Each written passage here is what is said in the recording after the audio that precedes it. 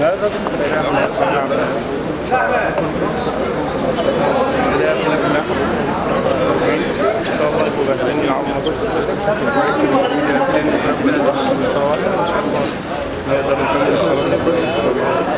اعتقد مستحقات قلق جماهير الزمالك شويه، خصوصا ان احنا زمايلنا دي لعيبه مش هتنزل التدريب لو ما كانتش كويسه.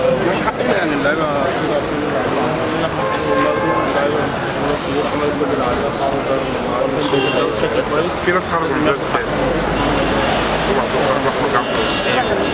تهيألي يعني بعد كل ماتش جديد او الماتش ده باين لنا قد ايه احنا ممكن نقول ان احنا عندنا فرقه كبيره وفرقه محترمه بننافس على البطوله، وده اللي طبيعي يعني ان احنا ننافس على البطوله دي، لان مش هينفع ان احنا يعني نشارك كده من غير مدرب.